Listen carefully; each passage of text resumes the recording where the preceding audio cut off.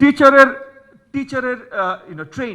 Training এর জন্য nap যারা আমাদের পিটিআই যে প্রাইমারি টিচার ট্রেনিং ইনস্টিটিউট এটার কারিকুলাম যারা তৈরি করেন তাদেরকে দায়িত্ব দেওয়া হয়েছে যে কিভাবে আমরা নতুন ট্রেনিং রেজিমেন্ট তৈরি করতে পারি যে আগামী 2 বছর পর থেকে যেন কোনো আনট্রেন্ড টিচার ক্লাসরুমে পা রাখতে না পারে। মিনিমাম একটা ট্রেনিং নিয়েই তাকে ক্লাসরুমে যেতে হবে। এগেন আমার 3.5 লাখের উপরে টিচার এটা একরাতে হবে না। একটা 2 বছর সময় আমরা ধরে দিয়েছি ন্যাপকে যে একটা প্ল্যান দিতে যে এই 2 বছরের ভেতরে ওই প্ল্যানটা মাস্ট অ্যাড্রেস যে 2 বছরের ভেতরে সকল টিচাররা ট্রেন্ড হয়ে কিভাবে যাবে এবং training initial training in service training regular CPD এই সব কিছুর দায়িত্ব ন্যাপকে দেওয়া হয়েছে এবং খুব তাড়াতাড়ি আমরা এক্সপেক্ট করছি তাদের রিপোর্টগুলো তারা প্রেরণ করবেন এবং সেই রিপোর্টের ভিত্তিতে আরও বৃহত্তর আলোচনার পর আমরা ফাইনালাইজ করব। সো টিচারের স্টেটাস কি হবে, বেতন কি হবে, স্টেটাস কি হবে, তাদের নীতিমালায় তাদেরকে আমরা কিভাবে আরো উৎসাহিত করতে পারি ক্লাসরুমে থাকবার জন্য, সেগুলোর নতুন নীতিমালা নিয়ে আমরা কাজ করছি। এখানে ডিপিই আমাদের যে অধিদপ্তরের দায়িত্বে আছে সব টিচাররা, সেই অধিদপ্তরকে দায়িত্ব দেওয়া হয়েছে এই নীতিমালা কি হতে পারে। তারা এই মাসের ভিতরে মানে এই জুন মাসের ভিতরে তারা তাদের একটা ফাইনাল ড্রাফট আমাদের কাছে প্রেরণ করবেন। মাননীয় মন্ত্রী মহোদয়ের নেতৃত্বে আমরা এগুলো ভালোভাবে যাচাই বাছাই করে আরো বৃহত্তর আমাদের স্টেক হোল্ডারদের সাথে আলোচনার মাধ্যমে আমরা ফাইনাল নতুন টিচার পলিসি করব। সো এই সব কিছু যা যা প্রবলেমগুলো আপনারা আখ্যায়িত করেছেন, আমি জাস্ট এতটুকুই আপনাদেরকে আশ্বস্ত করতে চাই যে এই প্রবলেমগুলোর সাথে আমরা অতি পরিচিত। প্রত্যেকটা প্রবলেমের সলিউশনের জন্য আমরা ইতিমধ্যে কাজ করছি। তবে অবভিয়াসলি আমাদের চিন্তা চেতনা হলো আমরা ড্রাফট পলিসিগুলো তৈরি করে তারপর আপনাদের সাথে নিয়ে বসবো। বাট তার আগেও যদি আপনারা সাজেস্ট করা শুরু করেন, যেমন আজকে আপনারা এখন ওয়ার্কশপ হবে আমাদের আলোচনার পরে, সেখানেও যদি আপনারা নিয়ে আসেন এবং আপনারা মাথায় রাখেন যে আমরা কোন কোন কাজগুলো করছি সেই হিসাবে যে আচ্ছা ঠিক আছে, প্রতিমন্ত্রী মহোদয় যখন প্রাইমারির কথা বলেছেন উনি বলেছেন টিচারের আপনার তার বেতন এবং স্কেল এন্ড হোয়াটনট এগুলো নিয়ে তারা আলোচনা করছেন, তাহলে এখানে আমরা কিভাবে সহযোগিতা করতে পারি, ট্রান্সফার নিয়ে কিভাবে সহযোগিতা করতে পারি, ট্রেনিং নিয়ে কিভাবে সহযোগিতা করতে পারি, তাহলে আপনারাও জানেন, আপনারা তখন আরো বেটার ফিডব্যাক দিতে পারবেন। সবচেয়ে বড় প্রবলেম আমাদের প্রাইমারিতে হলো ফাউন্ডেশনাল লিটারেসি, যেটা আজকেও বারবার এসেছে। ক্লাস 5 রিডিং লিটারেসি আপনার 50% কাছাকাছি, এটা অত্যন্ত দুঃখজনক। সো সেই জায়গা থেকে আমাদের ওই যেই কারণে আমরা বললাম যে আমাদের সবকিছুর focus first and foremost and maybe only is learning outcomes from here on. এবং এই জায়গায় আমরা 4টা বড় জায়গায় সবচেয়ে বেশি নজর দিচ্ছি।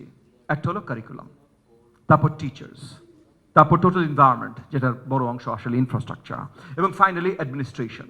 কারণ ওই যে টিচার কিভাবে পড়াচ্ছেন কি না করছেন এটা দেখার জন্য আমার বিশাল একটা অ্যাডমিনিস্ট্রেটিভ বডি আছে। এই অ্যাডমিনিস্ট্রেটিভ বডিকেও সঠিকভাবে কাজ করানো। আমরা বিশ্বাস করি যে এই 4টা জিনিস কারিকুলাম, টিচার্স, ইনফ্রাস্ট্রাকচার, এনভায়রনমেন্ট এবং অ্যাডমিনিস্ট্রেশন বা ম্যানেজমেন্ট, এই 4টা জিনিস একবার আমরা ঢেলে সুন্দরভাবে গোছাতে সক্ষম হলে প্রাথমিক শিক্ষা ব্যবস্থা একা একা আমাদের দেশ জাতির কাজে আসবে, আমাদের দুঃখের জায়গা থাকবে না।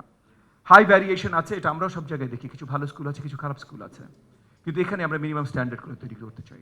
এবং এই মিনিমাম স্ট্যান্ডার্ড আমরা যে তৈরি করার কাজ করছি, এসে শুধু আমাদের সরকারি প্রাথমিকের জন্য আমরা কাজ করছি না, এটা ইতিমধ্যে মাননীয় মন্ত্রী মহোদয় পরিষ্কার করেছেন, আমি অনেক জায়গায় পরিষ্কার করেছি যে যত স্কুল আছে যারা কেটার করে 4 থেকে 10 বছর বয়সী সন্তানদের শিক্ষার্থীদের জন্য, তারা সবাই আমাদের নীতিমালার অধীনে আসবেন। এবং এই নীতিমালায় আমরা স্ট্যান্ডার্ড সেট করে দেবো যে 4টা বড় বড় জিনিস নিয়ে আলোচনা করলাম, curriculum, teacher, infrastructure, environment, administration, management, এর ভিতরে স্কুল ক্যালেন্ডার চলে আসবে অবভিয়াসলি, কারণ কারিকুলামের ভিতরে সেটা চলে আসে। এই স্ট্যান্ডার্ডগুলো আমরা নির্ধারণ করে দেব সকল প্রাইমারি স্কুল এবং কিন্ডারগার্টেনের জন্য। যেই স্কুলেই আছে তাদেরকে এই নীতিমালা মেনে কাজ করতে হবে। তবে এটাও আপনারা শুনে আশ্বস্ত হবেন যে আমরা র্যান্ডম একটা নীতিমালা করে কাউকে ধরিয়ে দিচ্ছি না। আমরা অ্যাডভাইজারি প্যানেল তৈরি করেছি প্রাইভেট স্কুলের, বাংলা মিডিয়াম, ইংলিশ মিডিয়াম যারাই আছেন, Bangla medium, English version, kindergarten, তাদের সবার অ্যাডভাইজারি প্যানেল তৈরি করেছি যে অ্যাডভাইজারি প্যানেলরা আমাদের যারা এই যে নীতিমালার উপরে কাজ করছেন তাদেরকে অ্যাডভাইস করবেন। আমরা টোটাল কনসেনসাস নিয়েই সামনে আগাতে চাই। There will be rotten apples, কিছু জায়গায় থাকবে, কিছু জায়গায় রোধ করতে চেষ্টা করবে, তাদের নিজেদের যেটা চাওয়া পাওয়া আছে সেটা নিয়ে হয়তো তাদের মাথা ব্যথা বেশি থাকবে, কিন্তু ওভারঅল কনসেনসাস ক্রিয়েট করতে সক্ষম হবে, সেটা আমরা বিশ্বাস করি মাননীয় মন্ত্রী মহোদয়ের নেতৃত্বে এবং সবচেয়ে আগে মাননীয় প্রধানমন্ত্রী জনাব তারেক রহমানের নেতৃত্বে। সো সেই জায়গা থেকে আমরা আপনাদের সকল ধরনের সহযোগিতা চাই। স্পোর্টস নিয়ে কথা বলা হয়েছে, আমি এডিশনালি আপনাদেরকে অ্যাড করছি যে আমরা শুধু স্পোর্টস না, কালচারও নিয়ে আসছি। মাধ্যমিক, উচ্চ মাধ্যমিক কম্পালসরি, আমাদের প্রাইমারিতেও ফর 9 and 10 year olds 9-10 বছরের শিক্ষার্থীদের জন্য আমরা স্পোর্টস এবং কালচার কম্পালসারি করে দিচ্ছি। সো আগামী বছর 2027-এর কারিকুলামে ইতিমধ্যে কিভাবে অন্তর্ভুক্তি হতে পারে সেগুলো নিয়ে কমিটি করা হয়েছে এবং বিশেষজ্ঞদের কমিটি করা হয়েছে, যারা আমাদের হাতে খুব কম সময় পেয়েছি আমরা, কিন্তু এই মাসের ভিতরেই তাদের ফাইনাল আউটপুটটা দেবেন এবং এনসিটিবিও দায়িত্ব নিয়েছে সেই ফাইনাল আউটপুটের ভিত্তিতে কারিকুলাম এবং ওই কারিকুলামের ভিত্তিতে টেক্সট বুক, টিচার গাইড সবকিছু তৈরি হওয়ার কাজ জুলাইয়ের ভিতরে তারা শেষ করে তারা নভেম্বরের ভেতরে এই বইগুলো প্রেরণ করতে পারবেন এবং আমরা টিচারদের কাছে পৌঁছে দিতে পারবো উইথ বেসিক ট্রেনিং। এগেন আমাদের সময় কম আছে, 27-এ আমরা বেসিক অন্তর্ভুক্তি করছি, তবে এতটুকু আপনাদেরকে আশ্বস্ত করতে পারি 2028-এর কারিকুলামে পরিষ্কারভাবে স্পোর্টস, কালচার সব ধরনের ইনক্লুশন প্রাথমিকে হয়ে যাবে। সো ওভারঅল বাজেট, মাননীয় প্রধানমন্ত্রীকে আরেকবার ধন্যবাদ জানাই, ফাইন্যান্স মিনিস্টার এবং ফাইন্যান্স মিনিস্ট্রি দায়িত্বরত সকলকে ধন্যবাদ জানাই, যে এই যে এডুকেশন অ্যাজ ইনভেস্টমেন্ট আমাদের সরকারের যে ভিশনের অংশ, সেই এডুকেশনের ইনভেস্টমেন্ট বাস্তবায়নের জন্য তারা এই বাজেটটা প্রেরণ করেছেন।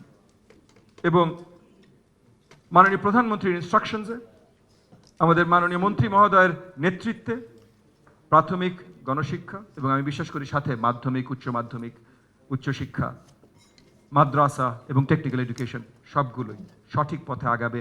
বাংলাদেশে প্রথমবারের মতো গত 20 বছরে এডুকেশনে সঠিকভাবে ইনভেস্টমেন্ট হবে এবং ইনশাআল্লাহ আগামী 5 বছরের ভিতরে আপনার রেজাল্ট দেখবেন এডুকেশন ইনভেস্ট করলে আসলে দেশ কত দূর আগাতে পারে। আমি আর বেশি সময় নেব না। ইউনিসেফকে আবারও অসংখ্য ধন্যবাদ, ইউকে, ইইউ, আমাদের সকল পার্টনার্সদেরকে অসংখ্য ধন্যবাদ। আপনারা এই কাজগুলো আরও জারি রাখেন, আমাদের সাথে থাকেন, আমাদের সহযোগিতা করেন। আসসালামু আলাইকুম ওয়া রাহমাতুল্লাহি ওয়া বারাকাতুহু।